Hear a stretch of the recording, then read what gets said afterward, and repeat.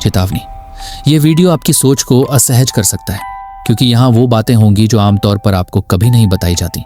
Dark psychology का सबसे खतरनाक सच ये है कि इंसान को कंट्रोल करने के लिए जोर जबरदस्ती की जरूरत नहीं होती, बल्कि उसकी सोच को धीरे धीरे इस तरह बदला जाता है कि उसे खुद महसूस ही नहीं होता कि वह किसी और के इशारों पर चल रहा है। इस वजह से कई बार हम जिन फैसलों को अपना समझते हैं वे असल में हमारे नहीं होते, बल्कि किसी और की चाल का नतीजा होते हैं। इस दुनिया में जो लोग सबसे ज्यादा प्रभावशाली होते हैं वे ऊंची आवाज में बोलकर नहीं बल्कि भरोसा जीतकर लोगों को अपने काबू में करते हैं। इस वजह से वे पहले आपकी बातें सुनते हैं, आपके दर्द को समझने का नाटक करते हैं और जब आप भावनात्मक रूप से उनसे जुड़ जाते हैं तब वे अपनी सोच आपकी सोच में मिला देते हैं। आपको लगता है कि आप सही फैसला ले रहे हैं, लेकिन असल में दिशा कोई और तय कर चुका होता है। डार्क साइकोलॉजी का एक गहरा नियम ये भी है कि पहले इंसान के मन में डर पैदा किया जाता है और फिर उसी डर का समाधान बनकर सामने आया जाता है।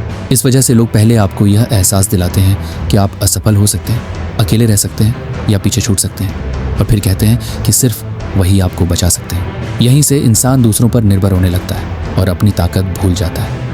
कई बार चुप रहना भी कंट्रोल करने का एक तरीका होता है, क्योंकि जब कोई व्यक्ति हर बात पर प्रतिक्रिया नहीं देता तो सामने वाला खुद ही उसके बारे में सोचने लगता है। इस वजह से खामोशी एक मानसिक हथियार बन जाती है, जिसमें बिना कुछ कहे ही सामने वाले के मन में बेचैनी और भ्रम पैदा कर दिया जाता है। एक ही बात को बार बार दोहराया जाए तो दिमाग उसे सच मानने लगता है, चाहे वह सच हो या झूठ। इस वजह से प्रचार, अफवाहें और कुछ लोग एक ही विचार को लगातार दोहराते रहते हैं ताकि इंसान सवाल करना ही बंद कर दे और वही सोच उसकी सच्चाई बन जाए। आखिर में सबसे जरूरी बात यह है कि डार्क साइकोलॉजी दूसरों को काबू में करने के लिए नहीं, बल्कि खुद को बचाने के लिए समझी जानी चाहिए। जिस दिन आप इन पैटर्न्स को पहचानना सीख लेते हैं उस दिन कोई भी आपको आसानी से इस्तेमाल नहीं कर सकता, क्योंकि जागरूक इंसान ही असली आज़ादी की तरफ पहला कदम बढ़ाता है।